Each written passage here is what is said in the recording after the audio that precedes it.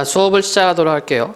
원래 오늘은 이제 10to10 마지막 시간으로 테스트를 해야 되는데 뭐 상황이 여의치 않아서 좀 특강 형태로 진행하겠습니다. 그래서 독서 지문 분석 하는 방법을 같이 해보도록 할게요. 그래서 이 방법은 여러분들이 앞으로 공부를 하면서 항상 써먹는 방법. 그러니까 뭐 국어뿐만 아니라 뭐 사회든 과학이든 영어든 항상 써먹는 방법입니다. 그러니까 우리가 글을 볼 때는 어떤 글이 어떤 짜임으로 이루어져 있는지를 보지를 않고, 그리고 단락과 단락 사이를 내용을 정리를 하지 않고 한 번에 쭉 봤는데, 이제 앞으로는 지문을 볼 때 반드시 그러니까 정보를 분야별로 나눠서 좀 봐줄 필요가 있어요. 첫 번째, 보이는 것이 전부가 아니다라고 되어 있습니다. 오른쪽에 글에 대한 핵심이 있는데 이거는 우선은 무시하고 지문 정보, 지문 분석부터 한번 보도록 하지요. 자, 옛날부터 그림과 시는 아주 가까운 사이였다. 시는 모양이 없는 그림이고 그림은 소리가 없는 시라는 말도 있었다. 그래서 여러분들 글을 읽을 때, 그치? 눈으로 쭉 보는 것보다 자기가 좀 이렇게 끊어가면서 내가 지금 여기 읽고 있구나, 여기에 이런 정보가 있구나, 정보 확인을 좀 해주는 게 좋아요. 이게 이제 인지력을 높이는 행위거든. 그래서 어떤 친구들, 공부하는 친구들 보면 그냥 눈으로 쩍쩍쩍쩍쩍쩍 읽고, 야, 이게 무슨 내용이야? 이런 내용이야. 줄거리는 알아. 그래? 그럼 누가 뭐라고 했어? 잠깐만 하고 다시 본단 말이야. 그치? 그거는 좀 제대로 된 독서라고 하기 힘들고요. 자, 어쨌든 여기는 시는 모양이 없는 그림, 그림은 소리가 없는 시, 이렇게 되어 있습니다. 그래서 그림 이야기를 통해 시를 이해하는 공부를 해보기로 하자. 즉, 첫 번째 단락 내용은 그림과 시는 아주 가깝다, 이런 얘기가 되겠어요. 그죠? 그 단락에 넘어갈 때 바로 넘어가지 말고 여기서 한번 멈추고 여기 내용이 이거였구나, 그렇게 한번 정리를 해주는 거예요. 이게 습관이 되면 단락 읽고 넘어갈 때 한 0.5초, 1초밖에 안 걸려. 전체 내용 생각하는 거. 자, 시인은 자신이 하고 싶은 말을 직접 하지 않는다. 자, 사물을 데려와서 사물이 대신 말하게 한다. 자, 이게 무슨 말일까요? 사물을 데려와서 사물이 대신 말하게 한다. 자, 우리가 앞에서 이제 문학 공부를 할 때 비유법에 대해서 공부를 했잖아. 그치? 이게 되는 거죠. 그죠? 그러니까 한 편의 시를 읽는 것은 시인이 말하고 싶었지만 말하지 않고 시 속에 숨겨둔 말을 찾아내는 일이다. 시 속에 숨겨둔 말을 찾아내는 일. 그래서 학생들이 이것 때문에 시를 어려워하는 거지. 그러니까 시는 우리가 얘기를 했어요. 1차 의미가 아니라, 시어는 1차 의미가 아니라 2차 의미를 가지고 있다라고 얘기를 했습니다. 바로 시 속에 숨겨둔 말이 2차 의미에 해당이 되는 거야. 이것은 숨은 그림 찾기 또는 보물 찾기 놀이와도 비슷하다. 자, 그러면 두 번째 단락 내용은 뭐란 얘기입니까? 시의 의미는 뭐란 얘기예요? 숨은 그림 찾기 또는 보물 찾기와 같다는 얘기다. 그쵸? 자, 이 점은 화가도 마찬가지다. 자, 화가는 뭐 하는 사람이에요? 그림 그린 사람이잖아. 그러니까 첫 번째 단락에서 그림과 시는 아주 가깝다라고 얘기를 했습니다. 그래서 공통점이 다단락에 나와 있네. 화가는 풍경이나 사물을 그린다. 이때 화가는 화면 속에 자신의 느낌을 직접 표현할 수가 없다. 그렇죠. 나 진짜 배고파. 이거 그림이 말해? 그럴 수는 없단 말이에요. 그래서 그림은 사진과 다르다. 화가는 색채나 풍경의 표정을 통해 자신의 생각을 담는다, 이렇게 되어 있습니다. 그래서 다단락에서는 화가가 표현하는 방식이죠. 화가가 표현하는 방식은 시인과 비슷하다고 얘기를 했어요. 그치? 직접 얘기하지 않고 색채나 풍경의 표정을 통해 자신의 생각을 담는다. 다음 단락. 옛날 중국의 송나라 휘종 황제란 분이 있었다. 자, 여기 이 단락 특징은 뭐가 돼요? 옛날 얘기 나온다. 그치? 이런 것을 고사라고 그래. 옛고자, 일사자 써서 옛날 이야기, 고사를 따갖고 오고 있다. 그는 그림을 무척 사랑했다. 그림을 사랑했을 뿐 아니라 자신이 훌륭한 화가였다. 휘종 황제는 자주 궁중의 화가들을 모아놓고 그림 대회를 열었다. 그때마다 황제는 직접 그림의 제목을 정했다. 그 제목은 보통 유명한 시의 한 구절에서 따온 것이었다. 한 번은 이런 제목이 걸렸다. 자, 이 단락하고 이 단락, 아니구나, 미안해요. 아직 안 넘어갔네. 자, 꽃을 밟고 돌아가니 말발굽에서 향기가 난다. 이렇게 표현했네요. 자, 그러니까 요 부분에서는 중국의 고사를 인용하고 있는데, 누구? 휘종 황제라는 사람. 자, 그다음 마달락도 이어지고 있어. 라달락, 마달락 이어지고 있고 말을 타고 꽃밭을 지나가니까 말발굽에서 꽃향기가 난다는 말이다. 황제는 화가들에게 말발굽에 묻은 꽃향기를 그림으로 그려보라고 한 것이다. 꽃향기는 코로 맡아서 아는 것이지 눈으로는 볼 수가 없다. 그렇지? 향기는 후각적. 보이지도 않는 향기를 어떻게 그릴 수 있을까? 화가들은 모두 고민에 빠졌다. 꽃이나 말을 그리라고 한다면 어렵지 않겠는데 말발굽에 묻은 꽃향기만은 도저히 그릴 수가 없었다. 그렇지? 향기를 어떻게 그려? 아름이 그릴 수 있니? 못 그려요? 우리 보통 이제 만화나 웹툰 같은 경우에는 뭐 이렇게 연기처럼 해가지고 뭐 그릴 수 있겠지만, 근데 이제 화가들은 지금 고민에 빠졌습니다. 모두들 그림에 손을 못 대고 쩔쩔매고 있었다. 자, 이 단락도 어떠니? 위에 있었던 휘정 황제 고사가 되겠다. 그렇죠? 그래서 라, 마, 바 단락이 중국에 있었던 옛 이야기로 묶일 수 있다는 얘기야. 그때였다. 한 젊은 화가가 그림을 제출하였다. 사람들의 눈이 일제히 그 사람의 그림 위로 쏠렸다. 말 한 마리가 달려가는데 그 꽁무니를 나비떼가 뒤쫓아가는 그림이었다. 말발굽에 묻은 꽃향기를 나비떼가 대신 말해주고 있었다. 기발하다. 그쵸? 아이디어 좋네요. 젊은 화가는 말을 따라가는 나비떼로 꽃향기를 표현했다. 이런 것을 한시에서는 입상진의라고 한다. 입상진의가 뭐라고요? 나비떼로 꽃향기를 표현한다. 인데 이게 원래 뜻은 뭐냐면 입상, 입, 세운다. 상, 이미지. 이거 뭐야? 진, 다할 진짜, 다한다. 의 뜻. 그래서 그림으로써 자신의 뜻을 다한다. 이렇게 되겠다. 그쵸? 그래서 입상진의. 이 말은 형상을 세워서 나타내는 뜻을 전달한다는 뜻. 그쵸? 뒤에 바로 풀이가 있어요. 다시 말해, 나비떼라는 형상으로 말발굽에 묻은 향기를 충분히 전달할 수 있다는 것이다. 여기서 말하는 형상을 시에서는 이미지라는 말로 표현한다. 아까 얘기를 했죠. 이미지라고. 시인은 결코 직접 말하지 않는다. 이미지를 통해서 말한다. 그러니까 한 편의 시를 읽는 것은 바로 이미지 속에 담긴 의미를 찾는 것과 같다. 자, 요 부분 중요 부분이 되겠다. 그쵸?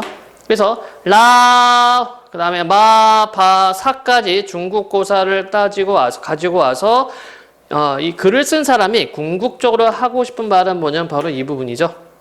그렇죠? 요 부분이 어떤 주제 문장이라고 보면 될 것 같아요. 즉 시에서는 직접 말하지 않고 이미지를 통해서 시인의 어떤 의도를 전달한다는 것. 자, 정말 소중한 것은 눈에 잘 보이지 않는다. 눈에 보이는 것이 전부가 아니다. 뛰어난 화가는 그리지 않고서도 다 그린다. 훌륭한 시인은 말하지 않으면서 다 말한다. 자, 이런 거를 우리가 표현법으로 뭐라고 했어요? 역설법을 했는데, 아름이 기억나니? 역설법이 뭐라고 그랬죠?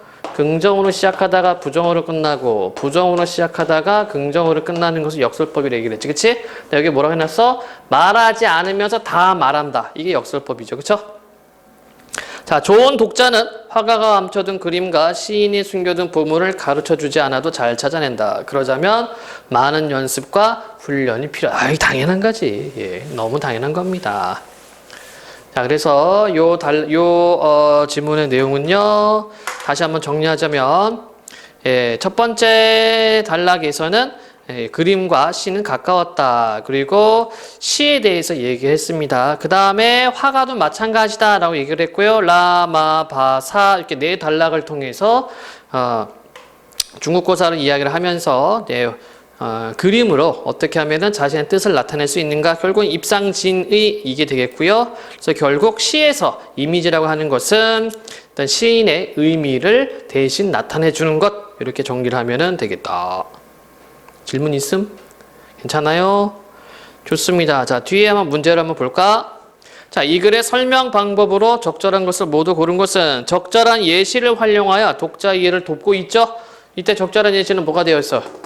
중국 송나라 휘정 황제 고사를 인용을 했고, 인용 따갖고 왔고요. 핵심 용어의 뜻을 풀이하며 대상을 설명하고 있다. 아까 뭐가 있었지? 핵심 용어 입상진의. 그쵸? 그 뒤에 바로 뜻풀이가 들어가 있었습니다. 그래서 기억과 니은이 있고요. 차이점이 아니라 공통점이야. 그치? 그림과 시의 공통점이고 시대 변화 없습니다. 그래서 기억과 니은이 되겠다. 답은 1번으로 보면 되겠고요. 자, 이 글의 내용과 일치하지 않는 것은 시와 그림은 뜻을 표현하는 원리가 유사하죠. 직접 말하지 않는다는 점. 시를 읽는 것은 숨겨진 의미를 찾는 일과 같다. 화가는 색채나 풍경에 자신의 생각을 반영한다. 화가는 그림뿐만 아니라 시의 창작이 뛰어나다? 이런 내용은 없었죠. 시인은 이미지를 통해 의도를 간접적으로 드러낸다. 그래서 아닌 것은 뭐니? 4번이 되겠네요. 자, 바에서 젊은 화가가 그린 그림에 대한 반응으로 알맞지 않은 것은 젊은 화가가 어떤 그림 그렸니? 말발굽에서 꽃향기가 나는 거를 말이 달려가면서 뒤에 나비떼가 쫓아가는 거, 따라가는 것으로 그렸습니다. 재치와 기발함으로 난제, 어려운 문제를 해결했군. 황제에게 좋은 평가를 받지는 못했겠군. 땡! 아마 좋은 평가 받았을 거예요. 그렇죠? 나머지 확인하면 그리지 않고 그린 그림. 그렇지? 꽃향기를 그리지 않고 꽃향기를 그렸어요. 나비떼라는 형상으로 나타내는 말을 잘 표현. 화제는 그림 주제야. 화제를 푼 방식이 입상진이라는 한시 표현 방법과 통한다. 역시 맞죠? 그래서 아닌 것은 2번. 자, 네 번째, 기억이 사용된 것과 같은 표현 방법, 기억이 뭔지 또 확인을 해줘야 되겠죠. 아하, 역설법, 그치? 말하지 않으면서 다 말하는 방법. 나는 찬밭처럼 직유법이네요. 이것은 소리 없는 아우성, 띵동. 2번이 되겠다, 그쵸? 이것은 소리 없단데, 아우성, 와! 이게 아우성이잖아, 그치? 소리가 없는데 소리 질러요. 그래서 역설법이고. 3번은 뭐니? 산에는 꽃 피네, 꽃이 피네, 반복. 구름은 마구치라 한다발 장매. 이건 은유법이죠. 뭐뭇은 무엇 은유법. 갈 때는 속으로 조용히 울고 있었다. 이거 의인법이네. 우는 것은 감정 표현이고 감정 표현은 문학에서 감정 표현은 사람만 하는데 갈 때가 운대요. 5번입니다. 보기 질문에 대한 글쓴이 반응으로 가장 알맞은 것은 그림이나 시의 주제를 잘 파악하려면 어떻게 해야 할까요? 시를 그림으로 표현하는 연습을 많이 해야 합니다. 유명한 화가나 시인의 작품 많이 보아야 합니다. 내용 없었고 시와 그림의 공통점을 찾으려는 노력을 해야 합니다. 이거 위에서 얘기를 했죠. 그 다음에 그림과 시 표면에 표현된 바를 정확하게 읽어냅니다. 표면에 표현된 바가 아니라 그 의도, 의미가 뭐냐 이걸 봐야 되고요. 화가가 그리지 않은 것까지 보고 시인이 말하지 않은 것까지 들어야 합니다. 이게 되겠다, 그치? 그리고 입상진의라고 얘기를 했습니다. 답은 5번이 되겠네. 아르마 질문하세요. 엄성? 진짜로? 왜? 질문 좀 해. 진짜 없어요? 네, 알겠습니다. 자, 그럼 진작에 얘기하지. 자, 매사냥의 방법과 역사. 아름둥절, 그쵸? 우리 지문 하나 다 봤는데, 그리고 문제까지 풀었는데, 아름둥절이었다, 그죠? 이따가, 아까 했었던 부분 다시 줄게. 자, 이 부분에는 이제 매사냥의 방법, 역사가 되겠습니다. 역시 마찬가지야. 단락별로 나와 있으면 단락별로 꼭 정리를 해줘야 돼. 2010년 11월 한국, 벨기에, 체코, 프랑스 등 11개국이 공동으로 신청한 매사냥이 유네스코 인류무형유산에 등재되었다. 이는 동서양을 아우른 공동 등재라는 점에서 의미가 깊다. 왜 의미가 깊을까? 즉 매사냥이라고 하는 것은 동양이든 서양이든 옛날부터 했다는 얘기예요. 그렇죠? 그러니까 말 그대로 인류 무형 유산이라는 얘기입니다. 그렇지만 매사냥에 대해 아는 현대인은 그리 많지 않은 듯하다. 현재까지도 명맥을 이어가고 있는 우리 전통 문화유산인 매사냥에 대해 알아보자. 자, 그러면 첫 번째 단락에 글을 쓰는 전개 방식은 뭐예요? 앞에 유네스코로 등재되어 있다는 점 얘기를 해줬어요. 그쵸? 그런데 현대인들은 잘 모른다. 그래서 내가 소개하려고 한다. 이렇게 전개가 되고 있네. 자, 두 번째 단락. 매사냥은 매를 이용해 꿩, 토끼 같은 야생동물을 잡는 사냥법이다. 일반적으로 사냥을 할 때 동물은 주인의 사냥을 돕는 보조적 역할만 하지만 매사냥에서 매는 주인을 대신해 짐승을 잡는 사냥꾼 역할을 한다. 자, 매사냥에서 매의 역할이 나와 있네요. 그치? 매가 주도적으로 사냥을 한다는 얘기입니다. 매 사냥의 주인공은 사람이 아니라 누구? 매인 것이다. 아름이 매 봤니?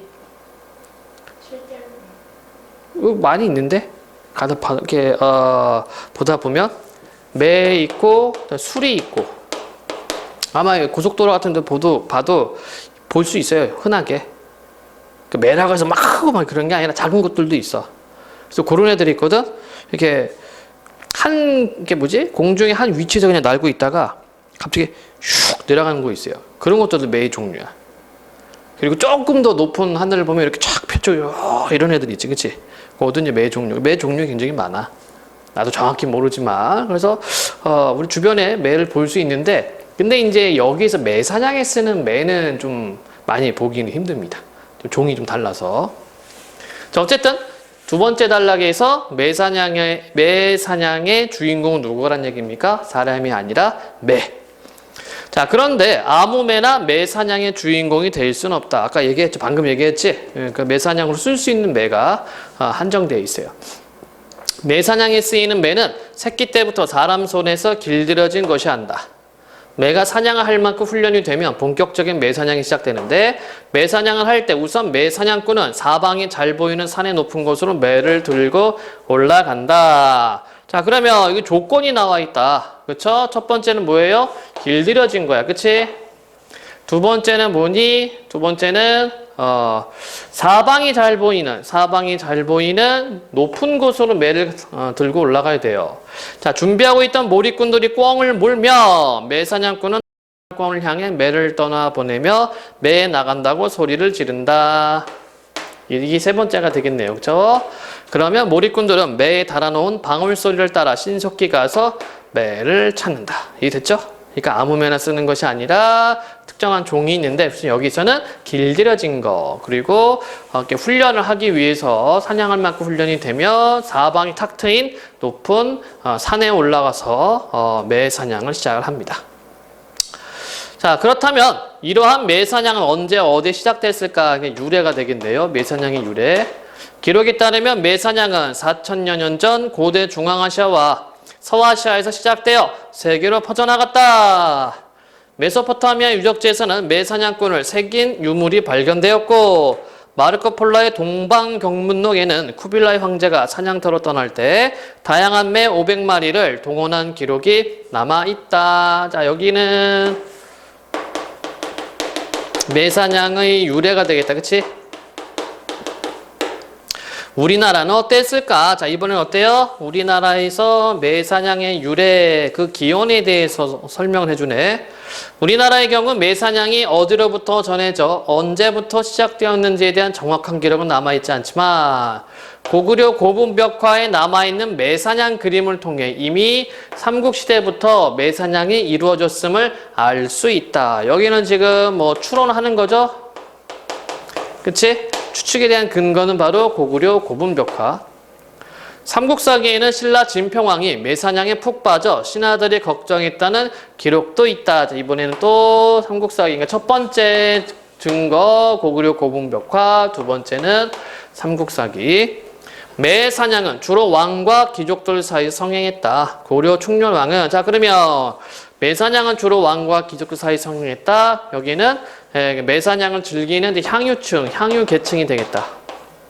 향유라는 것을 즐기다는 얘기죠. 고려 충렬왕은 매사냥을 담당하는 응방이라는 관청을 두었고 이를 위해 몽골에서 기술자를 데려오기도 했다. 자, 그럼 요 단락은 우리나라 매사냥의 유래 또는 기원이 되겠네. 그치? 요렇게 단락 정리를 할 수가 있겠습니다. 지금까지 매사냥의 방법과 역사에 대해 살펴보았다. 자, 이 말은 뭐 해주는 거예요? 정리해주는 거죠. 그치? 여기가 끝부분이기 때문에 위에서 있었던 내용들을 다 받아서 정리를 해주고 있어. 매사냥은 많은 정성과 시간을 들여 매를 길들인 후 행해지는 사냥법이다. 이러한 매사냥은 오랫동안 이어져 내려온 우리의 소중한 전통 문화유산이지만 지금은 소수의 사람들만이 매사냥을 전승해 가고 있다. 그러니까 조금 힘들지, 그치? 지금 우리가 도시에 살고 있으니까 도시에서 매를 키우면서 매사냥을 할 수는 없잖아. 이런 게 조금 안타깝기도 하죠. 그러니까 전통 문화가 좀 이렇게 사라져 가고 있어요. 자, 그럼 전체 내용을 다시 한번 정리해 볼까요? 첫 번째 단락에서 뭐 있어? 유네스코에 등재되었다 얘기를 하고 그러면은 현대인은 잘 모른다. 그럼 알아보자라고 했습니다. 그래서 매사냥에서의 사냥 주인공은 매고요. 그 다음에 매사냥할 때 조건들 있었고, 그 다음에 매사냥의 유래가 있었고, 우리나라의 유래가 있었다. 그치? 이렇게 전체적인 구조도 같이 파악을 해줘야 되겠다. 자, 그러면 문제를 볼까요? 1번.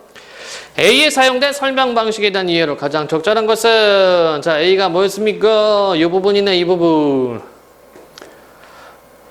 보자. 이거를 미리 분석을 해도 좋은데, 아름이가 이거 혼자 분석하려면 어렵거든. 그럴 때는 거꾸로 보기를 통해서 비교를 한번 해보는 거야. 보기로. 1번. 매사냥의 종류를 열거하고 기능 분석했니? 이거 없죠? 이거 없는 거야. 매사냥의 통계 자료 있어요? 그러니까 통계 자료라고 하면 수치가 나와야 돼. 뭐 퍼센트, 몇 명 이런 게 나와야 되는데 없어. 매사냥을 전승 방법에 따라 없어요. 매사냥의 뜻을 풀이하고 다른 사냥의 차이점 한번 볼까요? 매사냥의 뜻 여기 나와 있죠. 매사냥은 뭐뭐 하는 사냥법이다. 그리고 다른 사냥의 차이점은 어때요? 다른 사냥에서 동물들은 보조적인 역할을 하지만 그치? 매사냥은 주인공 역할을 한다. 예, 차이점이 드러나 있다. 이렇게 확인을 해줘야 됩니다. 그래서 1번에서 가장 적절한 것은 4번이 되겠다. 질문 있니? 괜찮아? 두 번째 문제, 자, 문맥의미 파악하는 거네요. 적절하지 않은 것은. 자, 우리가, 한번 읽고 왔으니까 한번 거꾸로 가볼까요? 매사냥 전승 방식의 변화에 대한 설명을 반복하겠건. 자, 뒤에 이어질 내용을 예측한 겁니다. 자, 미은. 지금까지 매사냥의 방법과 역사에 대해 살펴보았다. 그리고 나서 매사냥 전승 방식의 변화에 대한 설명을 반복해요? 있니? 위에서 매사냥 전승 방식에 대한 것들이 있었나? 글쎄. 자, 이렇게 확인이 안 되면 우선 보류를 해놔. 바로 답으로 찍으면 안 돼. 왜냐면 국어 문제는 항상 이렇게 되잖아. 적절한 것은 적절하지 않은 것은. 그치? 그러니까 수학이나 과학은 정답을 골라라, 뭐 옳은 것은 이렇게 나오지만 국어는 항상 적절성 찾는 거예요. 그럼 나머지도 봐줘야 되는 거야. 우리나라 매사냥의 유래에 대해 설명할 것 같아. 리을. 우리나라는 어땠을까? 맞네. 그러면 3번 매사냥의 기원에 대한 내용이 이어질 듯해. 어디 갔나? 그렇죠? 맞죠? 그 다음에 2번 매사냥에 사용되는 매에 대한 설명이 이어지겠어. 네, 그래요. 그 다음에 1번은요. 매사냥에 대해 알아보자. 2번에 1. 매사냥이 어떤 내용이 나오겠네. 맞지? 아닌 건 뭐란 얘기야? 5번입니다. 그러면 기억을 해놔야 돼. 적절하지 않은 것은 이라고 했기 때문에 적절성 찾는 문제는 처음에 딱 보고 이거 답이구나 찍고 넘어가면 안 돼. 나머지도 다 확인을 해줘야 되는 거야. 그렇지 않으면 문제 보다가 꽈당 할 수밖에 없어요. 그래서 국어 문제가 좀 국어 문제 쉬웠는데 막상 점수를 확인해 왜 이렇게 점수가 낮지? 하고 보다 보면은 이거 답 4번인데 내가 2번으로 찍었네 이런 애들이 많아. 그게 왜 그래요? 순서대로 가다 보니까 이게 답 같거든. 이걸 찍고 밑에 걸 안 보고 넘어가서 그래. 그치? 아름이 그런 적 있지? 나도 많이 했어요, 이게. 나도 학교 다닐 때 이런 실수 많이 했어요. 3번 문제. 이 글의 두엇고와 문맥적 의미가 유사한 것은? 볼까요? 여기 있다. 관청을 두었고. 그럼 이때 관청을 두었다는 것은 어떤 의미니? 관청을 만든 거죠? 그렇죠? 관청을 세우다 또는 관청을 만들답니다. 자, 어린아이는 집에 혼자 두지 마세요. 아니고 이 학교는 학생자치위원회를 두고 있다? 맞는 것 같기도 하고. 목표를 어디에 두느냐? 아니죠. 학교에 두고 온 국어책을 두고 오다. 아니죠. 물건을 높은 곳에 두다. 안 되지? 답은 2번이 되겠네. 그쵸? 질문 있니? 괜찮아요? 이런 식으로 접근을 하면 되겠습니다. 자, 이번엔 세 번째 한번 볼까요? 조선시대 사람들은 어떻게 살았을까? 잘 먹고 잘 살았나? 알림이는 조선시대에 관심이 많아요? 없니? 그래? 자, 우리나라 식생활에서 특이한 것은 숟가락과 젓가락을 모두 사용한다는 점이다. 진짜 그래요. 이웃나라 일본이나 중국 같은 경우에도 숟가락 잘 안 써요. 그러니까 얘네들은 이렇게 밥을 들고 먹지. 특히 중국 사람도 어떻게 먹어? 대고 이렇게 막 이렇게 먹는단 말이야. 근데 일본도 비슷하게 이렇게 먹어요. 그러면은 숟가락 언제 쓰면 보통 국 떠 먹을 때, 국물 떠 먹을 때 쓰지 밥을 먹을 때 수저를 잘 쓰진 않아. 근데 우리는 밥 먹을 때 쓰죠. 너? 국은 어떻게 먹어? 그냥 입에 대고 마셔? 그래서 우리는 보통 수저, 숟가락, 젓가락 다 사용을 합니다. 자, 어쨌든 오늘날 전 세계에서 맨손을 먹는 인구가 약 40%예요.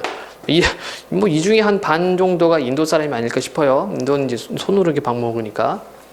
나이프와 포크로 먹는 인구가 약 30%, 유럽 쪽이 되겠죠? 젓가락을 사용하는 인구가 약 30%라고 한다. 이제 동남아시아 계열.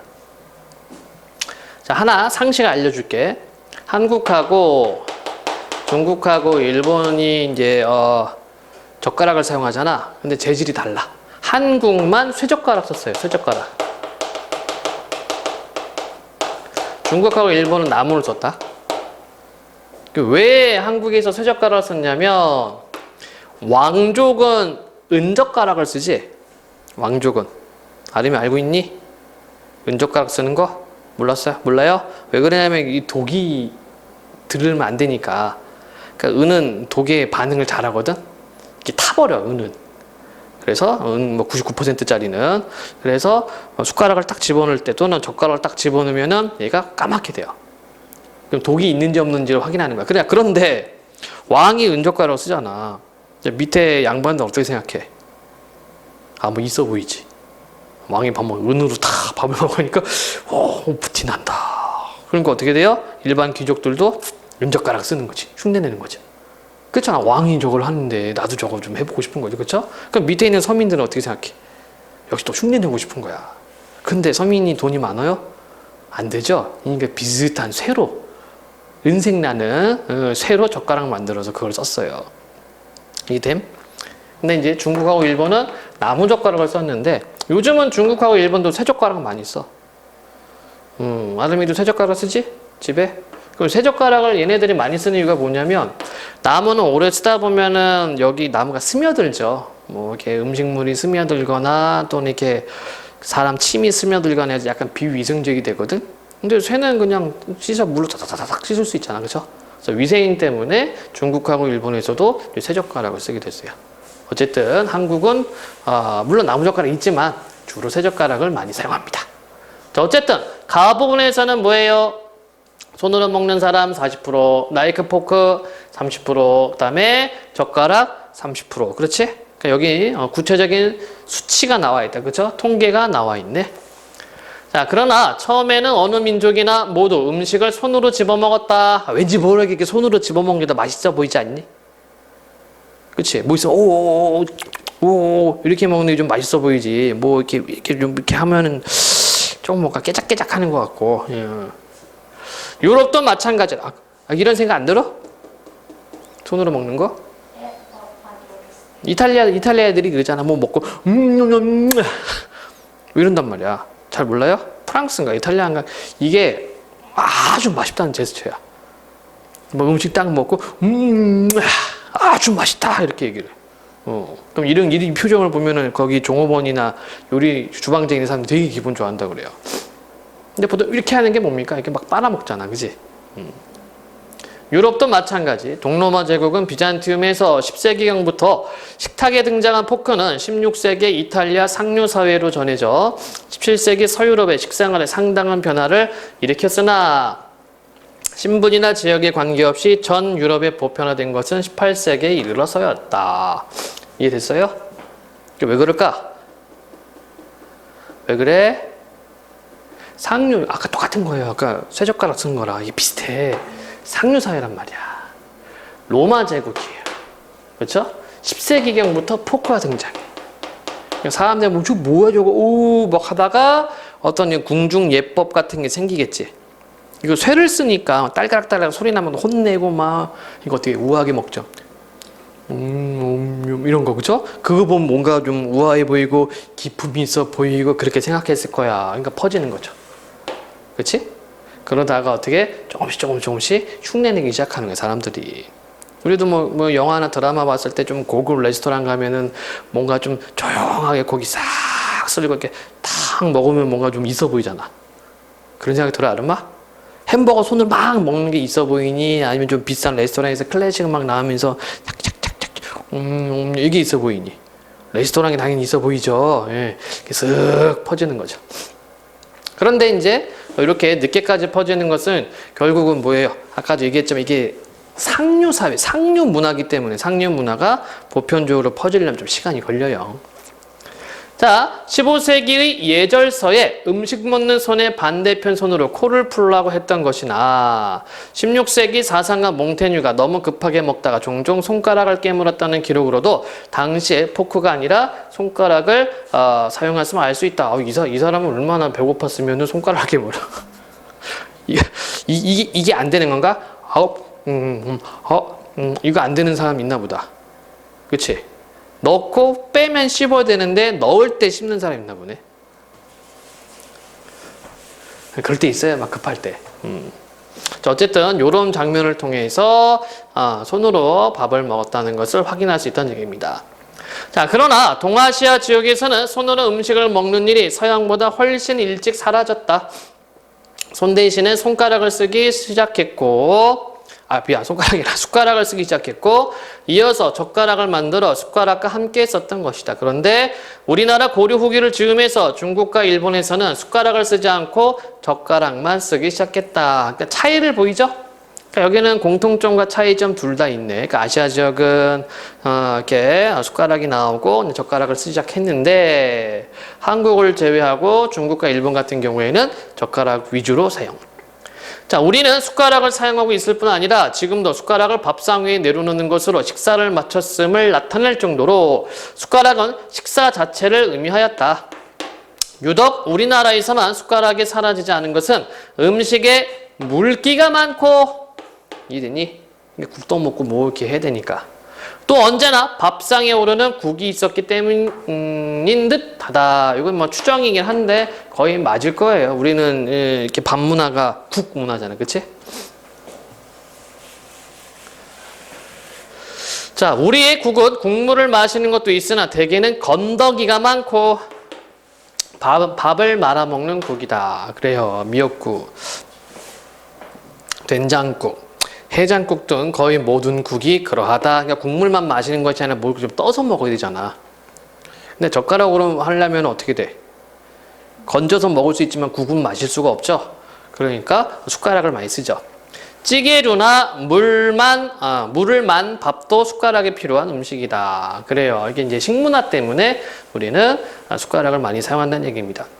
게다가 고려 후기에는 몽고풍의 요리가 전해져 고기를 물에 넣고 삶아 그 우러난 국물과 고기를 함께 먹는 지금의 설렁탕, 곰탕이 생겨났다.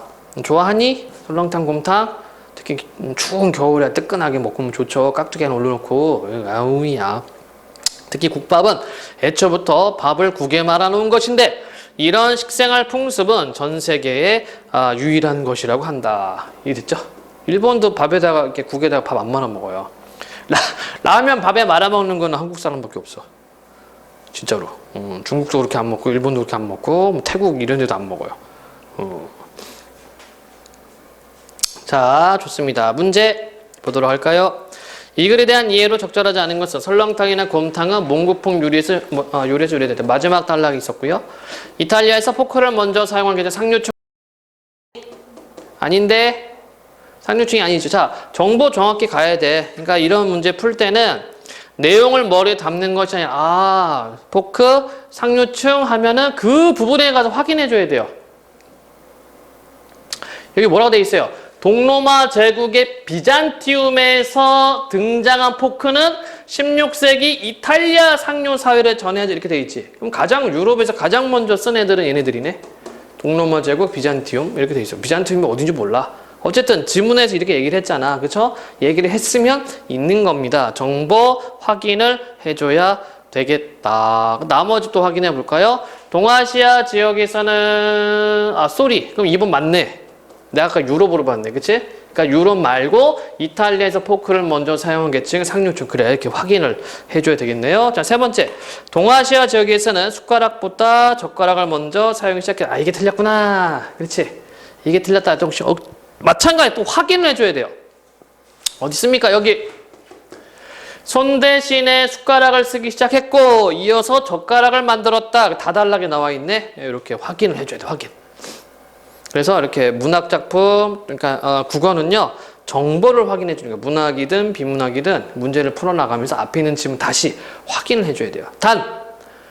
단 지문을 우리가 분석하는 이유는 뭐냐면 어떤 내용이 어디에 있는가를 빨리빨리 찾기 위해서 표지판 세워준다고 생각하면 돼. 그래서 1번에 적절하지 않은 것은 3번이 되는 거고, 자, 두 번째 A에서 E 중 다음 내용을 넣기에 가장 적절한 것은 선조 때 윤국혁은 임진왜란 때 조선에 온 중국인들이 상하를 막론하고 숟가락을 쓰지 않는 것을 보고 기이하게 생각하였고, 통신사로 일본에 다녀온 신숙주도 일본에는 젓가락만 있고 숟가락이 없는 것을 특별히 기록으로 남겨놓은 바 있다. 자, 그러면 숟가락은 사용하는데 젓가락만 사용한다는 내용 어디에 집어내도 되냐? 자, 이거는 내용의 흐름을 한번 찾아봐라 라는 얘기가 되겠지요. 그럼 보세요. A, B는 당연히 아니야. 그치? 왜냐면 아시아의 내용이기 때문에. 그쵸? 자, 그럼 어디로 가? C로 가는 게 제일 나을 것 같아요. 우리나라 고려 후기를 즈음해서 중국과 일본에서는 숟가락을 쓰지 않고 젓가락만 쓰기 시작했다. 그래서 중국하고 일본이 젓가락을 쓰지 않는다. 그 뒤에. 그렇죠? 그래서 조선 때 조선 사람들은 중국하고 일본에서 젓가락만 사용하는 것을 참 이상하게 생각했다. 그 부분 넣어주면 된다는 얘기지. 그치? 그래서 C가 되겠네요. 그 다음에 A에 사용된 설명 방식 A를 보자. 이 화면이 크니까 안 보여. A가 어디 갔냐? 어디로 도망갔냐? 여기 있네. 우리는 국을 마시는 것도 모든 것이 그러하다.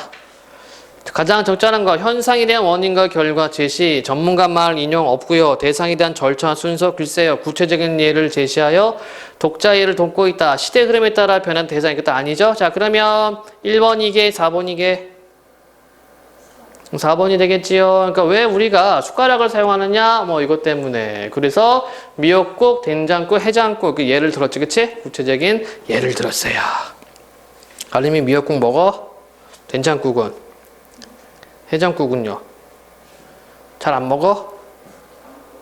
뼈 해장국. 잘 모름? 엄마 내달라고 그래. 이거 아재들은 좋아하는데. 아버님 이렇게 약주 좀 하셔? 좀 이렇게 술 좋아하는 친구들은 해장국 되게 좋아해요. 속이 확 풀리면 고기 건더기가 많으니까. 그렇습니다. 중국 사람도 해장국 되게 좋아해요. 이렇게 뼈 해장국. 감자탕. 좋아하니? 감자탕에 감자 뺀 게 뼈 해장국이야. 네, 진짜로. 감자는요, 그거 알고 있니? 그 야채 감자가 아니다. 뼈의 관절 부분을, 그쪽 부분을, 그 부위가 있어. 그걸 감자라고 그래. 그걸 끓이는 게 감자탕입니다. 왜 감자탕에 감자가 왜 하나밖에 없어요? 그 감자가 아니야. 이해되니? 네. 왜 감자탕에 감자가 없어가 아니라 그 뼈의 그 일부분, 고기, 그 부분을 감자라고 합니다. 어디 보자. 그럼 맛 좋으니까. 그러니까 그런 거죠. 아마 추론을 해볼까? 추측을 해볼까? 그러니까 감자탕이라는 음식이 옛날부터 있었을 거 아니야. 근데 이제 일반 서민들이 감자를 진짜 요리하시는 분은 알겠지만 일반 사람들은 잘 모를 거 아니에요. 그치? 왜 감자 안 줘요? 감자탕인데? 그거 설명하기 귀찮아가지고 감자를 넣지 않았을까? 그럴 수도 있고. 어쨌든 우리가 흔히 얘기하는 감자탕의 감자는 야채 감자가 아니라 그 뼈에 있는 그 부위를 감자라고 그래요. 4번 문맥적 의미가 기억과 가장 유사한 것은 기억이 어딨니? 기억을 찾아보자. 쓰기. 숟가락을 쓰다 이거죠. 숟가락을 쓰다. 사용한다는 의미입니다. 연애소설 쓰다. 누명을 쓰다. 입맛이 쓰다. 컴퓨터를 쓰다. 답은 4번. 이랬니? 질문이요. 없어? 잠깐 쉬어. 네.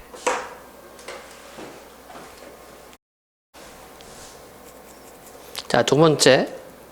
2라운드. 읽기란 무엇인가? 이거 단순하게 책을 보고 본다, 책을 읽는다라고 하는데 이 지문은 읽기가 과연 무엇인지에 대해서 설명을 해주고 있고요. 야, 글읽기의 즐거움. 요거는 이 지문은 좀 친절하게 이렇게 묶어서 작은 제목이 있지, 그치? 소제목이 있다. 글은 신체의 일부가 아닌 기억과 상상의 확장이다. 뭐라고 푸셔? 글은 기억과 상상의 확장. 기억과 상상의 확장인 이런 글을 읽음으로써 인간은 현실의 삶을 넘어서서 과거나 미래를 자유로이 넘나드는 초월적인 삶을 누릴 수 있다. 그렇지요. 그래서 우리가 흔히 얘기하는 간접 경험 할 수 있다는 얘기네. 책을 소유한 것은 책 속에 담긴 글의 내용을 소유한 것이 되어야 한다. 이것을 소유하게 되면 우리는 새로운 지식을 발견하는 알매의 즐거움, 가슴이 설레거나 눈물이 핑 도는 듯한 감동의 즐거움, 삶의 지혜를 터득하는 깨달음의 즐거움을 얻을 수 있다. 뭘 얻을 수 있어요? 감동, 깨달음의 즐거움을 얻을 수 있다. 즉 책을 통해서 간접 경험을 통해 감동, 깨달음을 얻을 수 있다는 얘기네. 다음 내용이네요. 글을 읽는 이유는, 자, 글을 읽는 첫째 이유는 인간과 사회 그리고 자연에 대해 새롭게 이해하고 그에 관한 지식을 얻기 위해서다. 그렇죠?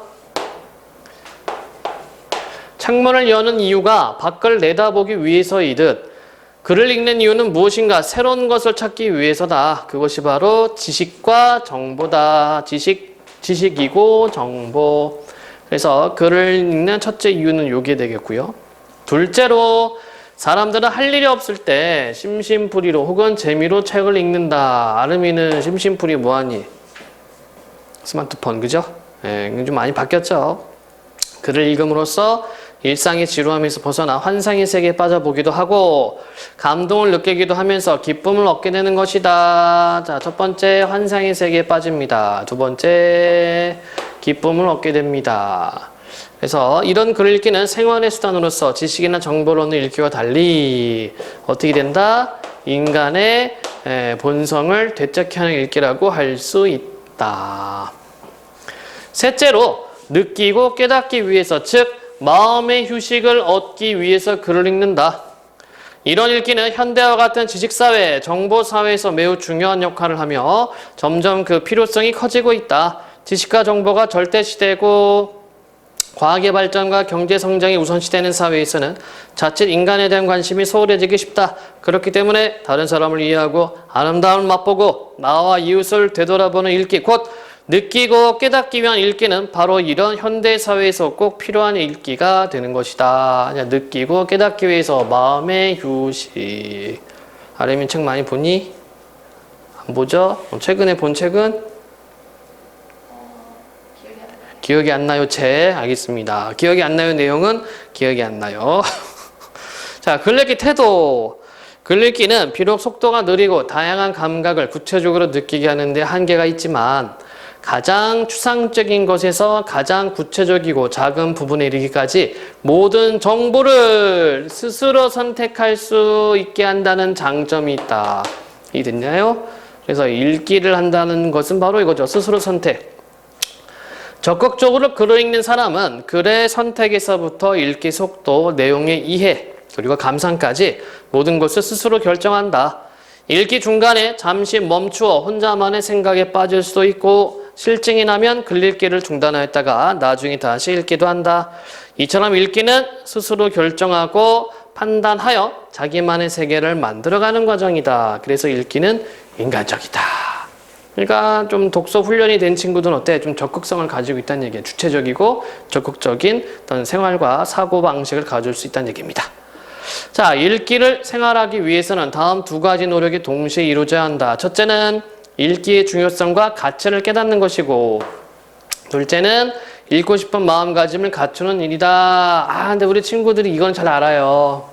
그쵸? 독서가 중요하다는 걸 다 알고 있는데 요게 안 되네? 읽고 싶은 마음이 없어. 이게 문제인 거야, 이게. 이거 어떻게 하면 할 수 있을까, 이거? 읽고 싶은 마음. 응? 여러분, 이거 어떻게 하면 생길 것 같아? 이게 안 생기잖아. 이것만 생기면 이거는 당연히 되는 건데, 그치? 이게 안 생겨요. 그러니까 관심이 있어야 되는데, 이거 관심이 안 생겨. 네, 뭐 그렇습니다.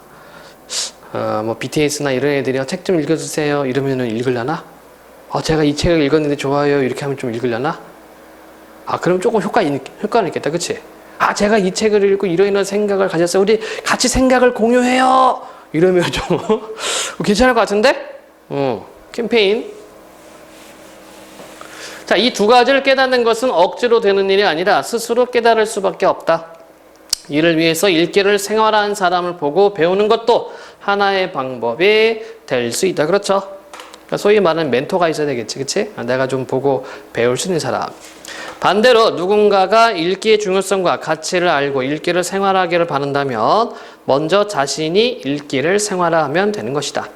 이것이 바로 글 읽기를 중요시하는 사회, 그리고 글을 읽는 사회를 만드는 지름길이 될 것이다. 말하면 알겠지만 우리나라 사람들은 많이 읽죠? 알고 있니?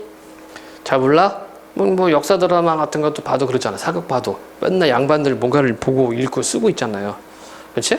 그래서 우리는 좀 공부에 특화된 그런 사람들이죠. 그래서 그렇게 해서 우리가 또 이만큼 살 수도 있는 거고.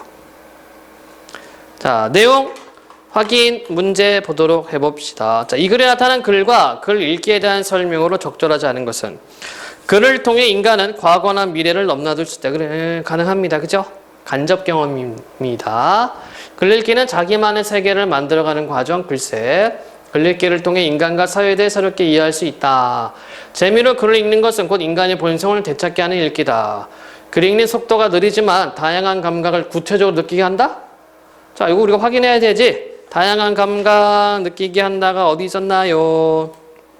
여기 있네. 글 읽기 태도에 비록 속도가 느리고 다양한 감각을 구체적으로 느끼게 하는데 한계가 있지만 나와 있죠. 그치? 정보가 맞지가 않는다. 그래서 답은 5번이 됩니다. 자, 이번 문제 바에서 말한 적극적인 책 읽기에 대한 설명으로 가장 적절한 것은 바가 어디였죠? 글 읽기 태도 이렇게 돼 있네요. 그치? 자, 학교에서 권장하는 책은 빠짐없이 읽는 것이다. 글쓴이 생각에 완전히 동의하며 읽는 것이다. 글의 내용을 처음부터 끝까지 암기하면 이거 어떻게 해? 글의 선택, 읽기 속도, 감상까지 스스로 결정. 요게 되겠다. 그쵸? 예. 3번 사회 내용을 바탕으로 읽기를 생활하기 위한 노력에 대해 토의할 때 알맞은 것은 상일. 읽기가 우리 삶에서 왜 중요하고 그 가치가 무엇인지 알 필요가 있어요. 지수. 그리고 글을 스스로 읽고 싶은 마음을 갖추는 태도도 지녀야겠지. 태운. 글쓴이가 말하는 읽기의 생활하라. 매일 필독 독서를 읽는 것 같아? 글쎄. 연재. 읽기를 생활한 사람을 보고 배우면 나도 읽기를 생활할 수 있겠지? 규현. 저마다 읽기를 생활하다 보면 글을 읽는 인간적인 사회가 만들어질 거야. 아닌 거는 얘다. 그쵸? 매일 필독 독서를 읽자. 그 내용은 없어요. 사회에. 문제 4번 책을 읽고 기억을 얻는 사람은 기억이 뭐였습니까? 뭐였냐? 어딨냐? 어디? 깨달음의 즐거움이네. 삶의 지혜를 터득한다. 삶의 지혜를 터득하는 깨달음의 즐거움. 유정. 홍길동전을 읽고 조선시대에는 적서차별제도가 있었다는 것을 알게 되었어. 정의. 동백꽃을 읽고 소장농이 마름에게 잘못을 하면 땅과 집을 떼일 수 있었다는 것을 알았어. 완서. 그동안 이웃에게 무관심했었는데 소음 공해를 읽고 앞으로는 이웃에게 관심을 가져야겠다고 생각했어. 현더. 자전거 도둑의 수나미가 비도덕적인 주인 영감 곁을 떠나 도덕성을 중요시하는 아버지에게 돌아가는 모습을 정말 대견했어. 허균. 나비를 잡는 아버지에서 아버지가 아들이 자존심 상해하는 것을 이해하고 자신이 대신 나비를 잡는 장면을 읽고 나도 모르게 눈물이 났어. 자, 몇 번이죠? 1번? 맞니? 1번? 자, 문맥을 연결을 해줘야 되거든. 아르마. 자, 기억에서 뭐라고 됐어요? 알매의 즐거움, 그 다음에 가슴이 설레는 눈물, 감동의 즐거움, 그 다음에 삶의 지혜를 터득하는 깨달음의 즐거움이네. 그치? 그럼 이 세 가지란 말이야. 알매의 즐거움, 감동의 즐거움, 뭐였더라? 감동 즐거움이었나? 뭐였죠? 맞네. 감동의 즐거움, 그 다음에 깨달음의 즐거움 세 가지란 말이야. 그럼 하나씩 다 넣어봅시다. 유정이는 뭐니? 알매 즐거움이죠. 그렇지?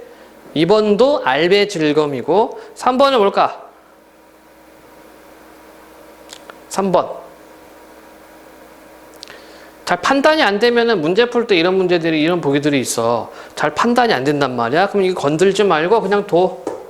4번. 4번은 뭐예요? 감동. 정말 대견했어. 5번은요? 역시 감동이지? 눈물이 나죠. 그럼 답 3번이잖아. 하나밖에 안 남잖아. 그쵸? 자, 깨달음은 삶의 지혜입니다. 삶의 지혜라는 것은 앞으로 나 이렇게 행동하고 이렇게 살아야 되겠구나. 그게 깨달음의 즐거움이죠. 그래서 여기선 소원공예를 읽고 앞으로는 이웃에게 관심을 갖자. 이제 삶이 달라지려고 합니다. 노력하려고 합니다. 그래서 어떤 이렇게 깨달음의 즐거움이라고 볼 수가 있겠습니다. 질문. 괜찮아요? 그 다음에 친절 강요하는 사회라는 글이 있네. 보도록 해봅시다. 며칠 전 한 음식점에서 한 쌍의 남녀가 종업원에게 항의하는 장면을 보았다. 자, 이건 자기 경험담이네요. 그렇죠? 싫어도 들리는 소리를 들어보니 할인 혜택 적용을 두고 업체와 손님의 해석이 서로 달라 생겨난 문제였다. 자, 여기는 이제 문제 원인이 있고요. 쩔쩔매면서도 꼬박꼬박 존댓말을 쓰는 20대 초반의 여성 점원과 때때로 반말까지 섞였으며 짜증을 내는 손님의 태도는 참 대조적이었다. 말 그대로 여기는 대조가 들어갔다. 그치? 종업원과 손님의 태도가 달라요. 결국 손님 중 한 사람이 다짜고짜 이야기를 중단시키며 당신이랑은 말이 안 통하니 매니저를 불러달라고 이야기하자 종업원의 표정은 새파랗게 질렸고 결국 그 손님들의 요구를 들어주었다. 이런 거 많이 봤니? 많이 봤어? 됐고! 여기 사장 나오라고 그래, 사장! 그런 사람들이 있지, 그치? 근데 여기서 알바하는 친구들은 뭐 죄가 없죠. 그냥 매뉴얼대로, 그죠? 매뉴얼대로 일을 하는 겁니다. 친절한 서비스는 기분이 좋은 것이지만 나는 때때로 사회가 서비스 제공자들에게 너무 지나치게 친절함을 강요하는 것이 아닌지를 생각하게 된다. 언제부터인가 우리 사회에는 손님은 왕, 손님은 언제나 옳다 등 구매자의 권리를 극대화한 선전구호가 당연한 진리처럼 받아들여지고 있다. 물론 손님들은 돈을 내고 그 사람의 서비스를 산다. 그러나 자신이 돈을 냈기 때문에 무리하게 굴어도 된다거나 그들의 감정까지 살 수 있다고 착각해서는 안 된다. 이 부분은 글쓴이, 즉 나의 주장이 되겠다. 그죠? 나의 주장, 나의 생각이 되는 거죠. 이거 뭐 뻔하네. 이거 갑질이죠, 갑질. 이거 흔히 얘기하는 갑질에 대해, 손님들의 갑질에 대해서 얘기를 하고 있어요. 물론 정당한 돈을 지불을 했기 때문에 그에 맞는 서비스를 요구하는 거는 당연하다는 얘기예요. 다만 무례하게 굴어도 된다거나 그들의 감정까지 돈 주고 샀다, 이건 아니란 얘기입니다. 자, 서비스업에 많이 종사하는 여성들은 높은 수익의 감정 노동을 요구받는다. 아무리 손님이 경우 없이 굴어도 웃음을 잃지 말아야 하고 예의 바르게 대해야 한다. 조금만 마음에 들지 않아도 인터넷에 항의 글을 올려버려 상담할 때마다 신경증에 걸릴 것 같다는 상담 도우미 친구의 이야기에 참 가슴이 아팠다. 이것도 경험이죠? 제가 들었던 이야기. 손님들 가운데 다짜고짜 반말을 쓰는 것은 물론이고 무리한 요구를 하는 이들도 많은데 상부에서는 회사 이미지를 위해 묵인하고 결국 종업원의 책임으로 돌린다고 한다. 그러니까 뭐 회사는 어때요? 일 커지는 거 싫으니까, 그렇지? 네가 가서 사과해, 그냥 사과드려, 이러고 끝냅니다. 문제는 서비스 만족도의 기준이 고객 유치와 이익 창출이라는 과열된 경쟁 속에서 끊임없이 높아진다는 데 있다. 그러면은 나가 생각하는 어떤 문제점이 되겠죠. 갑질의 근본 원인, 물론 손님도 문제가 있지만 그것을 대처하는 회사 측도 문제가 있다는 얘기네. 바로 이 과열된 경쟁 때문에 조금이라도 많은 이익을 얻으려고 다소 무리한 부분까지도 질 높은 서비스라는 이름으로 요구하고 있는 실정이다. 고객을 내려다보지 않는다는 취지로 음식점에서 무릎을 꿇고 주문을 받는 서비스가 대표적이다. 사례 제시가 됐네요. 그렇죠? 단지 음식을 주문하는데 바닥에 다른 사람을 무릎까지 꿇게 만들 필요가 있을까? 뭐 좀 고깃집 같은 데 보면 이렇게 하는 데가 있죠. 그리고 조금 고급 레스토랑, 뭐 일식집 뭐 이런 데 가면은 주문 받을 때 이렇게 합니다만 결국 질 높은 서비스란 돈이면 다 되는 것이 아니라 사용자와 제공자가 모두 서로를 배려하고 존중할 때 생겨나는 것이다. 아, 역시 나의 생각이 되겠습니다. 이 글을 쓴 사람의 생각이네요. 그러나 지금의 사회는 구매자의 예의는 전혀 고려하지 않고 과도하게 일방적인 서비스를 강요한다. 휴대전화 서비스센터에 전화를 걸며 상담하는 고객님 사랑합니다 라고 예쁜 목소리로 대답한다. 얼굴 한번 보지 못한 사람의 사랑 고백이 부담스럽다고 생각하는 것은 정녕 나뿐인가? 나도 그러는데. 특히 예전에 그 KT 전화 가면 사랑합니다 고객님 이런 거 SK도 막 그랬고요. 좀 부담돼요 위에. 왜? 예. 들어봤니? 안 들어봤어요? 근데 요즘 좀 많이 좀 바뀐 것 같긴 한데. 자, 그래서 여기서 이 글에서는 좀 이렇게 뭐예요? 어떤 서비스, 질 높은 서비스가 과연 뭐냐 이걸 한번 생각해 보는 거고 손님 입장에서 그리고 그 회사 서비스를 제공하는 서비스 회사 입장에서 그 회사 입장에서도 한번 고려를 해보는 겁니다. 그래서 둘 다 잘못된 거죠. 문제 1번 이 글을 쓴 목적 글쓴이 삶을 반성하기 위해 사회적 문제를 비판하기 위해 유용한 정보를 제공하기 위해 글쓴이 개성을 드러내기 위해 글쓴이 정서를 표현하기 위해 답은 뭘까요? 2번 자, 글의 내용 전개 방식으로 적절하지 않은 것은 구체적인 경험을 통해서 흥미를 돋우겠다. 첫 번째 부분에 있었지? 남녀가 서로 막 싸우는 소리를 들었다고 얘기를 했습니다. 두 번째, 사회적 문제를 환기하고 자신의 의견을 밝히고 있다. 그런가요? 나의 환기라는 것은 다시 한번 되살렸다는 얘기입니다. 다시 한번 언급했다는 얘기야. 친절한 서비스, 뭐 어쩌고저쩌고 손님은 왕, 손님은 언제나 옳다. 이런 말이 있네요. 좋습니다. 그 다음에 3번 구체적인 사례를 나열하고 바람직한 방향 다 볼까요? 구체적인 사례가 있니? 여기 있네. 인터넷에 항의글을 올려보려 상담할 때마다 신경질 걸려갔다는 상담 도우미 친구 이야기. 그쵸? 여기 있죠? 그 다음에 또 있어요. 뒷부분 확인해 볼까? 나열했니? 나열은 없죠? 예시를 하나 보여줬습니다. 나열은 여러 개를 이렇게 계속 보여줘야 돼. 이걸 나열이라고 그래. 이거 없고, 그 다음에 바람직한 방향도 있는가 볼까요? 없죠? 그러니까 다는 사례제시야, 사례제시.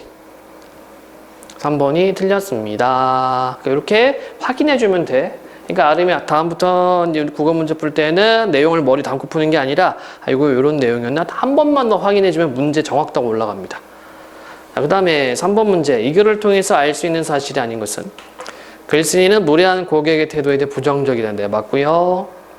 서비스업 종사자의 감정 노동은 심각한 수준 그렇고요. 지나친 친절은 구매자와의 충돌을 불러일으킬 수 있다? 글쎄. 기업은 긍정적 이미지를 얻기 위해 고객의 무리한 요구를 묵인하게 한다. 그렇죠? 고객이 돈을 냈다고 해서 서비스 제공자의 감정까지 살 수 있는 것은 아니다. 그렇죠?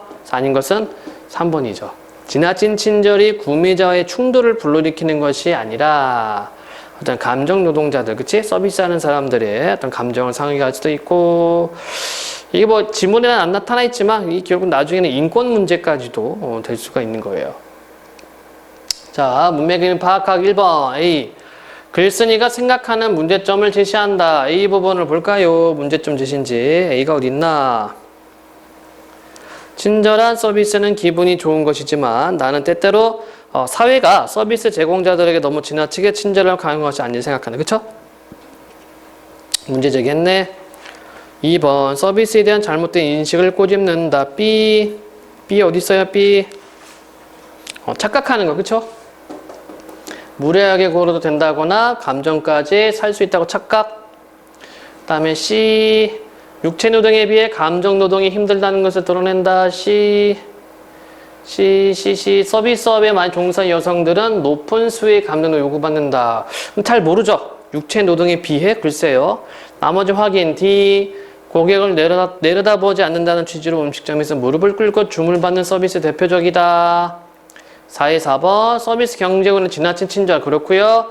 5번 의문의 형식으로 표현하여 자신의 의견을 강조한다. 5번에 이 어딨니? 맞죠? 예. 그래서 아닌 거는 3번이 되겠네. 이렇게 답을 골라내면 되겠습니다. 아름한 내용인 질문 있어요? 괜찮아? 다음 질문 또 볼까요? 여성의 정치 참여. 자, 세상의 절반은 여성이다. 그렇죠. 그러나 정치 분야에 진출한 여성은 매우 적다. 유엔 인류발전보고서에 따르면 2004년도 거네요.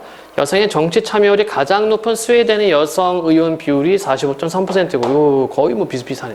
미국은 14%, 한국은 5.9% 지나지 않는다. 그렇다면 이렇게 여성의 정치 참여가 낮은 이유는 무엇이며 참여를 늘릴 수 있는 방안에는 어떤 것이 있을까? 자, 그래서 앞부분에서 무슨 얘기하고 있니? 여성의 정치 참여율이 낮다는 문제를 제기를 했네. 그리고 그것에 대한 방안을 한번 찾아보려고 하네. 자, 두 번째 달라. 여성의 정치 참여가 낮은 이유는 크게 세 가지다. 첫째는 정치의 성격 자체가 남성에게 유리하기 때문이다. 흔히 정치를 권력을 얻기 위한 경쟁이라고 하는데 권력이나 경쟁은 여성보다 남성에 더 친숙하다. 남학생 간의 잦은 힘겨루기를 떠올려보면 이를 쉽게 이해할 수 있다. 아르미네 반에도 그랬어요? 남학생들이 막 서로 힘겨루기 해? 잘 모르니? 그냥 이거 생각하면 어? 가끔씩 여자들끼리 싸울 때 있어요. 왜 싸운대? 뭐 반찬 하나 더 가져와서? 한참 그럴 때죠. 이게 사춘기입니다. 사춘기 오니까. 근데 보통 체육 시간 되면은 남자애들 뭐하니? 축구? 농구? 막 뛰어댕겨? 여자애들은 뭐해? 그게 나쁘다는 게 아니라 그게 어떻게 보면은 남성과 여성의 어떤 특성이죠. 특징. 이런 거예요. 그러니까 경쟁. 남자애들은 뭔가 좀 뛰어댕기고 서로 부딪히고 뭐 이런 거를 좀 하는 편이죠. 자, 둘째는 남성과 여성의 사회화 과정의 차이이다. 사회가 남자에게는 활동성을 강조하는 데 비해 여자에게는 얌전하게 가정을 벗어나지 않도록 교육한다.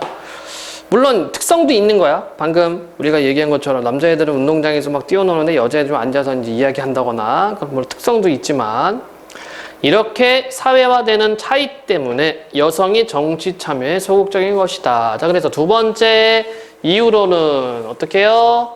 두 번째 이유로는 어디 보자. 첫째는 성격 자체, 정치 성격 자체였고 두 번째는 힘겨루기 이런 거였죠. 그렇죠? 아니구나. 사회화 이렇게 있고요. 셋째는 여성의 정치 참여를 방해하는 제도 때문이다.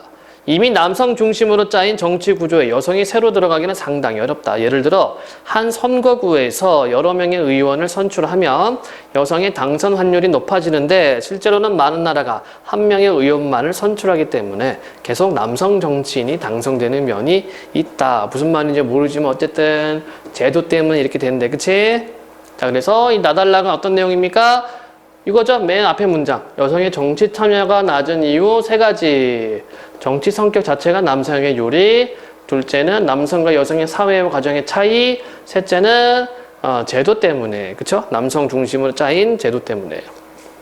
자, 이렇게 쉽지 않은 여성의 정치 참여를 늘리는 방법 중 하나는 정치에 대한 생각을 바꾸는 것이다. 생각을 바꾸자.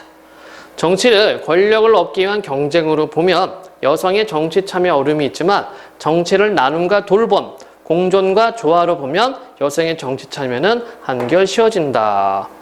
아르미는 어떻게 생각하니? 아르미 생각하는 정치는 뭐야? 정치가 뭘까? 생각 안 해봄? 그러니까 옛날 정치는 이거였거든? 힘을 얻으려고? 근데 요즘 정치는 이게 아니라 요즘 정치는 돈이에요, 돈. 이해되니? 아름이 세금 내지? 네. 아니야, 아름이도 세금 내. 우리 학생들 세금 다 내요. 세금은 두 가지 종류가 있어.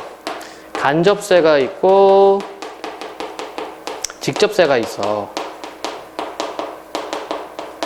직접세가 이제 어른들 직장 다니는 사람, 뭐 학원 선생님이든 학교 선생님이든 돈을 벌면 그거에 대해서 소득세를 냅니다.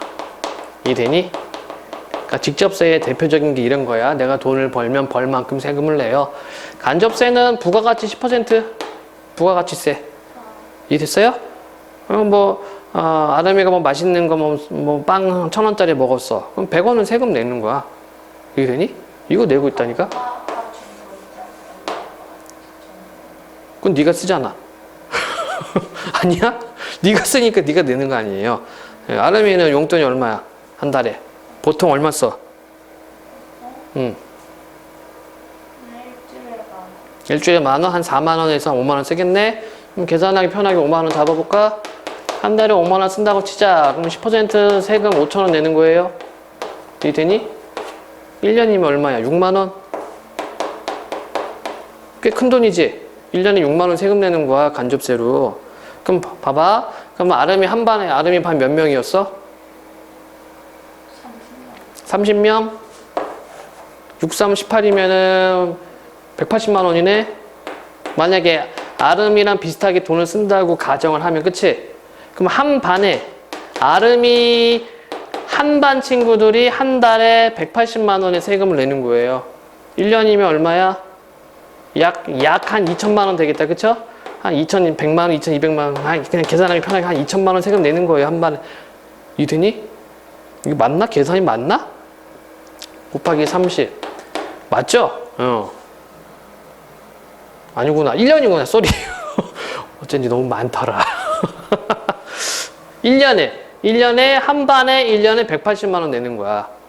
세금을 부가세로 친구들이. 이해됐지? 미안 2천만원 아니고요. 1년에. 그럼 이렇게도 우리가 한번 생각해 볼 수가 있어요. 그러면은 반이 몇 개 있었어? 8반? 곱하기 8 하면 되네. 무슨 초등학교였지? 영종초? 그럼 영종초 6학년 친구들이 보통 8일은 8, 88에 뭐니? 64. 그쵸? 64죠? 8일은 8. 산수가 안 돼!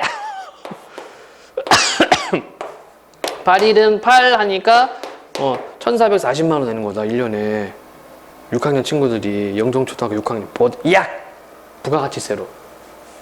이 됐죠? 이 얘기 왜 하게 지금? 자, 과거의 정치는 권력 다툼이었지만 현대 정치는 돈이에요. 내가 낸 세금이 과연 제대로 쓰고 있는지. 이해되니? 세금 많이 내고 있잖아. 그러니까 감시를 해야 돼. 저 사람들이. 저 국회의원 또는 뭐 구청장 또는 뭐 지역구 의원들, 그 사람들은 다 세금으로 활동하잖아. 그쵸? 봐봐. 지금 우리 영종초등학교 6학년 친구들이 1년에 못해도 한 1,440만원, 한 1,500만원 정도 부가가치세를 낸단 말이야. 그 돈을 뭐 하나 이 사람들이?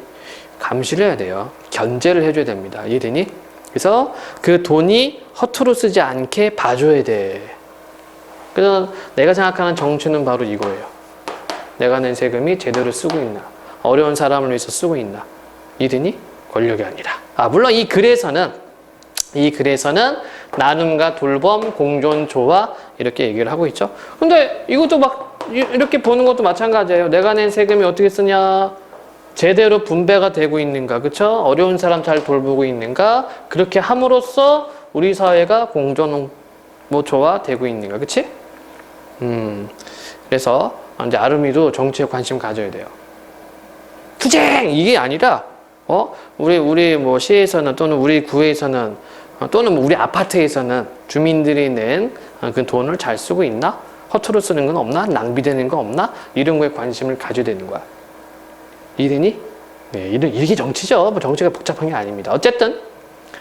자, 이렇게 보면 정치를 나눔과 돌봄, 공존과 조화로 보면 여성의 정치 참여는 한결 쉬워진다. 왜냐하면 일반적으로 여성은 경쟁보다는 나눔, 힘보다는 설득이나 조화에 더 가치를 두는 편이기 때문이다. 나는 이렇게 얘기하고 싶어요. 정치는 내가 낸 세금 잘 쓰고 있는지 못 쓰고 있는지 관심 갖는 거. 나는 이렇게 얘기를 해주고 싶어. 이해되지? 아름아. 아름이 이제 앞으로 이제 이렇게 보는 거예요. 이게 보통 1년에 한 4, 4분기, 분기마다 구청에서 뭐 책자 같은 거, 안내 책자 같은 거를 주거나 또 이렇게 홍보를 해주거든? 뭐 구정비가 1년에 얼마고 세금 얼마 걷어들여서 우리 이렇게 썼습니다. 그거 한 번씩 쓱 보는 거죠. 자, 다른 하나는 제도를 통해 여성 정치인의 수를 늘리는 것이다. 자, 그러면 여기에서 정치 참여 늘리는 방법은 뭡니까? 생각을 바꾸자. 생각을 어떻게 바꾸자? 나눔, 돌봄, 공존, 조화로 보자. 정치를. 그 다음에 제도를 통해 여성 정치인의 수를 늘리는 것이다. 이를 위해 의석 할당제나 후보 할당제를 적극 시행할 필요가 있다. 의사활당제는 의원수의 일부를 여성의 몫으로 정하는 것이고 후보할당제는 의원수가 아니라 의원이 될 수 있는 후보의 일정 비율을 여성으로 정하는 제도다.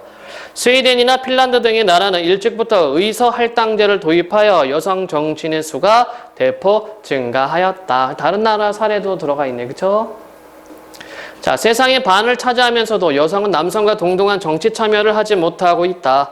이는 자유, 평등, 인간 존중의 실현을 목표로 하는 민주주의 이상과도 맞지 않으며 인류 발전에도 결코 도움이 되지 않는다.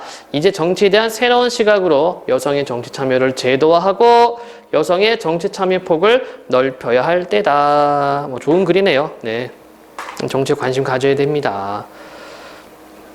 자, 문제 1번. 이 글에서 기억이 뜻하는 바로 가장 적절한 것은 기억이 어디 있나요? 정치 참여.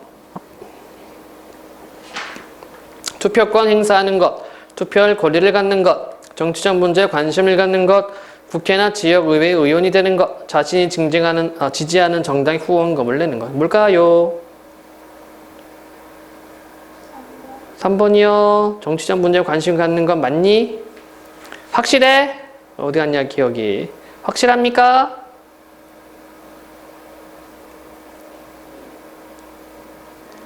아닌데 왜 아닐까? 항상 질문을 바탕으로 봐야 돼. 위의 내용을 보니까 여성 의원 비율이 얼마, 한국과 미국은 얼마 되어 있는 여성 의원이라고 얘기를 했습니다. 그러면서 정치 참여가 낮은 이유 이렇게 해놨죠? 문맥의미로 파악해야 돼. 이게 정보 추론입니다. 이걸 잘해야 돼. 이걸 잘해야지 국어를 잘하게 되는 거예요. 그럼 몇 번이 돼요? 4번이 되는 거잖아. 그렇지? 분명 문맥에서 정치 참여 의원, 여성 의원이라고 얘기를 했기 때문에 그거하고 같이 연결해야 됩니다. 자, 그러면 글쓴이의 의도가 반영된 제목으로 가장 적절한 것은 자, 뭘까요? 1번 아니고 2번 아니고 3번 아니고 4번 아니고 5번이 되겠네. 여성의 정치 참여 어떻게 확대할 것인가. 두 가지가 있었죠. 정치에 대한 생각을 바꾸고 그 다음에 제도를 보완해야 됩니다. 할당제 하자고 이야기를 했어요. 3번 A의 설득력을 높이기 위한 내용으로 가장 적절한 것은 A가 뭐가 있니? A가 요거네. 생각을 바꿔 정치에 대한 생각을 바꾸자. 나눔 돌봄 공존 조화 이런 내용이 있었습니다. 자, 그러면 이것을 설득력을 높이기 위한 내용. 남녀의 경쟁에서 남성이 우월한 분야 제시 아니고요. 여자아이에게 여성성 강조 아니고요. 여성 중심의 정치가 불러오는 부정적 결과 아니고요. 정치에 대한 사람들의 인식을 바꿀 수 있는 실천 방안을 제시한다. 괜찮은 것 같아. 5번 여성도 권력과 경쟁을 지향할 수 있다. 아니죠. 나눔, 돌봄, 공존, 조화가 되는 거니까 이렇게 어디서 정치에 대한 사람들의 인식을 바꿔야 될 것 같아요. 자, 4번 자료는 이 글의 마지막 문단의 초고는 처음 쓴 글, 처음 쓴 원고, 초고를 고쳐 쓴 것이다. 고쳐 쓴 이유로 적절하지 않은 것은 세상의 반을 차지하면서도 여성은 남성과 동등한 정치 참여를 하지 못하고 있다. 자, 볼까요? 적절한 의미의 낱말을 쓰기 위하여 동등한이로 바꿨네. 적절하죠? 동일하다는 뭔가 물건이나 상태 같다는 얘기인데 동등은 위치죠, 위치. 이는 자유, 평등, 인간 존중의 실현을 목표로 하는 자, 쉼표를 찍었어요. 나열관계를 바르게 표현하기 위해서 뭐 한 겁니까? 쉼표 찍었네. 적당합니다. 자, 민주주의 이상과도 맞지 않으며 인류의 발전에도 결코 도움이 되지 않는다. 자, 부정의 의미를 강조하기 위해 결코 집어넣었습니다. 되죠?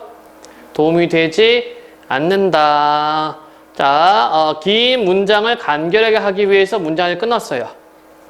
이제 정치에 대한 새로운 시각으로 여성의 정치 참여를 제도화하고 여성의 정치 참여를 넓혀야 할 때다. 여성이 남성보다 더 앞설 시대가 다가오고 있다. 불필요한 반복을 피하기 위해서 삭제 아니네. 이거는 반복한 게 아니라 안 맞아. 앞의 내용, 여성 정치 참여 폭을 넓히자. 여성이 남성보다 더 앞설 시대다. 이거는 남녀 평등이 아니라 불평등이잖아요. 그치? 그러니까 내용이 맞지 않기 때문에 5번 미음 삭제했습니다. 그래서 5번이 틀렸네요. 질문 계심? 안 계심? 자, 이제 마지막 질문을 보도록 할게요. 중고점과 손실 회피성. 자, 우리의 경제활동을 들여다보면 가끔 이해하기 어려운 현상을 만날 때가 있다. 예컨대 똑같이 100만 원을 벌었는데도 어떤 사람은 만족하고 어떤 사람은 만족하지 못한다. 또 한 번도 당첨된 적이 없는데도 복권을 사는데 많은 돈을 쓰는 사람들이 있다. 왜 그럴까? 지금부터 중고점과 손실 회피성이라는 개념을 통해 이러한 현상의 원인을 이해해보자. 자, 여기는 지금 예시를 집어넣었다. 그치? 100만 원 누구는 만족하고 누구는 불만족하고, 그 다음에 복권 당첨된 적도 없는데 너무 많이 사고. 왜? 이거를 뭘로 설명해요? 중고점 손실 회피성. 무슨 말인지 모르지만 어쨌든 설명하겠대. 먼저 다음 예를 살펴보자. 예시. A의 용돈은 10,000원, B의 용돈은 1,000원이다. 그런데 용돈의 변화가 생겨서 A의 용돈은 11,000원이 되고 B의 용돈은 2,000원이 되었다. 이때 둘 중 누가 더 만족할까? 객관적인 기준으로 본다면 A는 B보다 여전히 더 많은 용돈을 받으므로 A가 더 만족해야 한다. 그러나 용돈이 1,000원 오른 것에 대해 A는 원래 용돈인 10,000원을 기준으로, B는 1,000원을 기준으로 그 가치를 느낄 것이므로 실제로는 B가 더 만족할 것이다. 이해됐니? 1,000원 받다가 2,000원 받으면 2배로 올랐잖아. 근데 얘는 10,000원 받다가 11,000원 받으면 이게 1,000원밖에 안 올려줘요? 이럴 거 아니야. 그치? 이렇게 경제적인 이익이나 손실의 가치를 판단할 때 작동하는 내적 기준을 경제이론에서는 준거점이라고 한다. 자, 그러면 10,000원 받은 친구의 중고점은 뭐야? 10,000원이지. 1,000원 받은 친구의 중고점은 뭐가 돼요? 1,000원이 되는 거죠. 자, 그 다음에요. 그런데 사람들은 똑같은 금액의 이익과 손실이 있을 때 이익으로 인한 기쁨보다 손실로 인한 고통을 더 크게 느낀다면 그렇대. 즉 100만 원이 생겼을 때 느끼는 기쁨보다 100만 원을 잃었을 때 느끼는 슬픔을 더 크게 느낀다는 것이다. 그렇대. 따라가 줘야 돼요. 이러한 심리적 특성으로 인해 사람들은 경제활동을 할 때 손실이 일어나는 것을 회피하려는 경향이 있다. 이것을 손실회피성이라고 한다. 자, 그래서 다의 내용은 뭡니까? 똑같이 100만 원을 얻고 똑같이 100만 원을 잃는다고 할 때 잃는 것을 더 두려워한다는 얘기죠. 그래서 그것을 피하려고 해요. 그것을 손실회피성. 자, 손실회피성은 주식에 투자하는 사람들의 행동에서 쉽게 찾아볼 수 있다. 주식에 10만 원을 투자했는데 5만 원을 잃은 사람이 있다고 가정하자. 그가 그 시점에서 주식 투자를 그만두면 그는 확실히 5만 원의 손실을 입는다. 그러나 주식 투자를 계속하면 이미 잃은 5만 원은 확실한 손실이 아닐 수 있다. 왜냐하면 주식 투자를 계속할 경우 잃은 돈을 다시 벌 수 있는 가능성이 있기 때문이다. 이러한 상황, 그렇죠? 주식값 내려갔는데 다시 올라갈 수 있잖아. 이러한 상황에서 사람들은 확실한 손실보다는 불확실한 손실을 선택하여 자신이 입을 손실을 회피하려고 한다. 주식 투자를 할 때 사람들이 돈을 잃어도 쉽게 그만두지 못하는 것은 손실 회피성 때문이다. 이랬니? 5만 원 잃어버렸는데 조금만 더. 조금만 5만 원 아까워 조금만 더. 뭐 이러다가 결국 홀라당 잃어버리기도 하죠. 이때 중고점에 의해 손실의 가치를 크게 느낄수록 주식 투자를 그만두기는 더 어렵다. 돈을 적게 잃었다고 생각하는 사람보다 돈을 많이 잃었다고 생각하는 사람이 손실에 대한 두려움이 크기 때문이다. 이해됐어요? 그래서 여기도 예시가 들어가 있죠? 어떤 예시? 주식 투자 10만 원 예시가 되어 있습니다. 요컨대 준거점은 이익이나 손실의 가치를 판단할 때 작동하는 내적인 기준이고, 손실 회피성은 경제활동을 할 때 손실이 일어나는 것을 회피하라는 경향이다. 준거점과 손실 회피성은 따로 기능하는 것이 아니라 복합적으로 작용한다. 자, 이제 두 가지 얘기했다. 그치? 준거점, 손실 회피성. 쉽게 다시 한번 정리하자면 준거점은 기준이 되는 거지. 그치? 어떤 이렇게 이득에 대한 기준 또는 손실에 대한 기준이 되는 거고, 손실 회피성은 돈을 잃었을 때에 대한 두려움, 그것을 피하기 위한 어떤 행동, 이것이 손실 회피성이고요. 주식 투자를 예를 들어서 설명을 했어요. 자, 문제. 전개 방식. 가는 문제를 제기하고 화제를 밝히고 있다. 볼까? 그러면 다시 한번 가를 볼까요? 그렇죠? 문제 제기. 왜 그러지? 왜 이 사람들은 왜 이렇게 행동을 하지? 네, 좋습니다. 두 번째. 나와 다는 가에서 제시한 화제를 설명하고 있다. 그러네요. 이해되니? 네, 그 손실 회피성에 대한 것들, 그리고 용돈에 대한 예시, 그 다음에 손실 회피성 설명을 하고 있습니다. 3번, 다는 화제를 정의한 뒤 보충 설명을 하고 있다. 다음 한번 볼까요? 화제를 정리했니? 화제를 정의했나? 없는데? 4번하고 5번도 확인. 라는 다의 화제 예를 들어 설명하고 있다. 예, 주식 투자 나와 있었어요. 마는 나라에서 설명한 내용을 요약하고 있다. 요컨대 라고 나와 있었죠? 그래서 아닌 것은 3번. 이게 없어. 화제를 정의한 데 이거 없습니다. 문제 2번이에요. 기억, 미음을 탐구한다고 할 때 적절하지 않은 것은 기억이라고 했으니 실제 일어난 상황 아니지만 손실 회피성이 나타나는 예를 제시하고 있는 것이구나. 기억을 볼까? 기억이 어디 있나요? 안 보여. 기억이 안 보인다. 아이쿠, 안경을 바꿔야 되나? 기억이 어디 있니? 나? 라. 밑에 있었구나. 뭐 사람이 있다고 가정하자. 네, 그렇죠? 1번 맞는 거고요.